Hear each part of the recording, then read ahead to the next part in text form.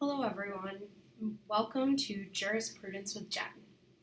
I'm Jennifer Dickwist and I'm an attorney here in the Commonwealth of Pennsylvania. I recently opened a law firm that is called JD Law, where I focus on my practice in the areas of family law and also general civil law. I do handle some criminal matters, but mostly I'm involved in family and civil law. For those of you who do not know what those areas are, family law includes divorce, custody, support. It can include protections from abuse. And civil law is a much broader area that can handle everything from simple small claims in the magistrate court all the way through complex medical malpractice and everything in between. I currently do a lot of creditor-debtor work, and I also do a lot of civil name changes. My office is located in downtown Pittsburgh, but I also travel to surrounding counties, including Butler, Beaver, Washington, Westmoreland, Greene. I do go down to Fayette County, so most of southwestern PA. Since this is my first video, I thought I'd share a little bit more about myself. I'm originally from Syracuse, New York, where I grew up, and I attended undergraduate school at Lemoyne College in Syracuse. I then moved down to Pittsburgh and attended Duquesne Law School. I graduated in 2013 when I passed the bar. I love living here. I'm glad I moved down here. It's a great place to live. And so my husband and I have decided to stay here and become Pittsburghers at heart. My first opportunity after law school was working with two judges down in Greene County, Judge Tuepman and Judge Nalitz. I was one of their law clerks back in 2013-14. I then worked with two different family law firms, and in the fall of 2017, I decided that I was going to be opening my own practice, and so here we are. I wanted to make sure before I opened my own practice that I had gained a good amount of experience and was able to fully assist my clients. My goal is always to provide the best experience for my clients to suit their needs, and in many cases, understanding their financial limitations. I know not everyone out there has thousands of dollars to drop on a retainer, and so it's my goal to work within your financial limitations and provide you quality legal services based on that. I genuinely care about my clients, and I want to provide them as much solid information about their case as I can. So here I am making these videos to ensure that you have resources available to you. You don't have to call and pay for me to tell you something that you could get from a video. So what are the goals of the videos? Well, first, we are going to try to have fun. The law is not that exciting most of the time, but we're going to try to have a little fun, talk about the law, and we'll discuss all areas related to my practice. And we're going to do this in terms that you can understand, because it's not helpful to you if I explain it in legal terms that you may not necessarily understand. So we're going to try to break it down and make it on the point where any civilian can understand it. I would like to add as a disclaimer that I'm not able to provide any specific legal advice in these videos, but I am able to go over general information about the law. This is information that's out there that you could obtain through any source related to family law and civil law. I'm going to try to upload a video every week so you have new information out there. So stay tuned and see all the different areas that we're going to be covering.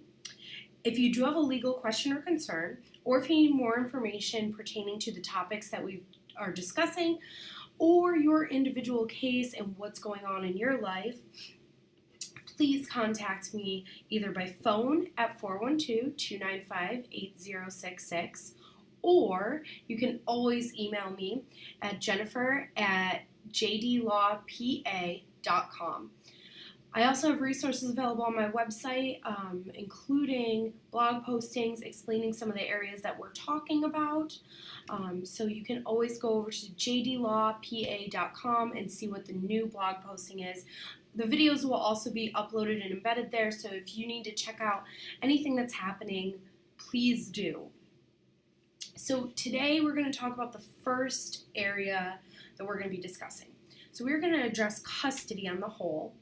However, custody is a very, very large topic. In Pennsylvania, there are 16 topics and what we call factors in a custody determination. So today we're going to be addressing the first one. These are the factors that a judge uses to make their decision. But why are there 16 total? Well, the 16 factors are set forth in the Pennsylvania statute guided by the legislator as areas for judges to look at when they're making a custody determination. It tries to be as comprehensive as possible so that judges can show where they reach their decision. Once all of the factors are provided to the judge, it is up to the judge to determine how they weigh each factor, how important each factor is to that determination. So while there is 16, A, not all of them will apply to every single case, and B, they will not all be weighted the same depending on the case. So today's factor that we're going to look at is which party is more likely to encourage and permit frequent and continuing contact between the child and the other parent. This is basically the first factor a judge is going to address in an opinion. It's kind of like the foundation for how the rest of the decision is going to go and how the judge is going to proceed moving forward. This factor is simply looking to determine if the parents are likely to encourage following a custody schedule, being involved in the child's life on both ends. Sometimes dad is more likely to encourage a relationship with mom or vice versa. This assessment is used to figure out who can ensure that a custody schedule is followed, which is the basis for any custody determination. Are you going to follow the court order? And it's sometimes used to figure out how complicated the schedule can be, keeping in mind that the judge is going to look at what's best for the child. If the schedule is becoming too complicated, if it doesn't seem like the parents are willing to participate in the schedule, then that is not at the best interest of the child, and the judge is going to backtrack and readdress the situation. This factor also goes further than physical custody. The primary custodial parent may need to be encouraging phone contact if one parent lives far away or travels frequently. Both parents may need to be flexible and adjust custody exchanges and times due to rotating work schedules or the child's extracurricular activities.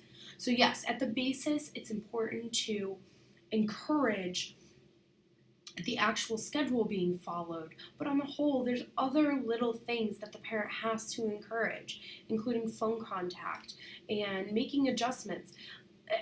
Any custody schedule we put into place cannot accommodate every situation, and which parent is able to make those adjustments and be there for the kids. In the event of one parent being the primary custodian, that parent must be able to assist the child with maintaining a relationship with the other party.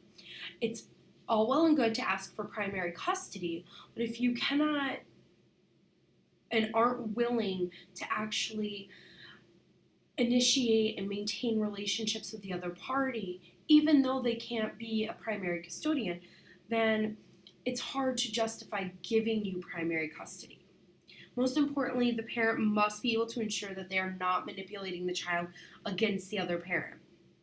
This is incredibly vital for the child to maintain a healthy relationship when they have infrequent contact with the other parent. And this could be for a whole host of reasons. Maybe the parent's in the army, maybe the parent's in jail.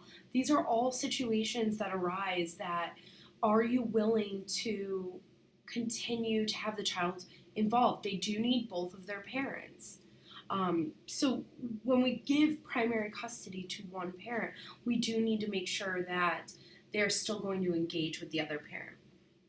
Another area that this factor may be important is when one parent and the child already have a strained relationship.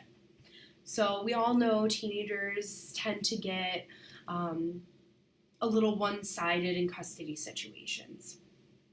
If the child is coming to the custody situation and they're already having a difficult time with one parent, yes, it may be in their best interest to stay with the parent they're currently with, but that doesn't mean they shouldn't have an ongoing relationship with the other parent.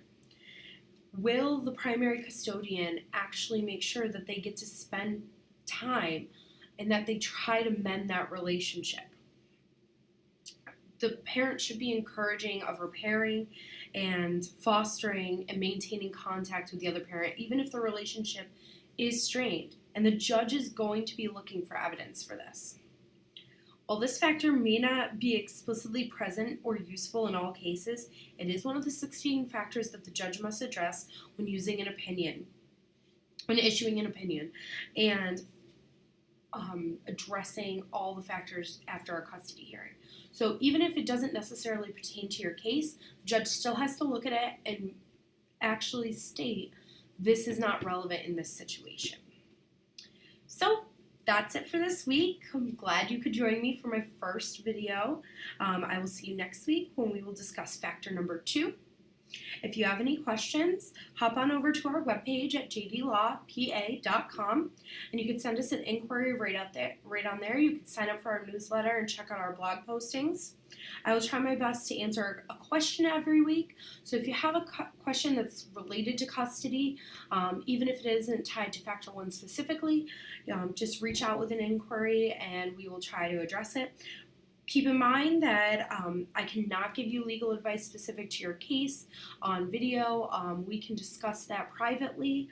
But if you do have any questions, please call me directly, 412-295-8066. And this has been Jurisprudence with Jen. Thanks.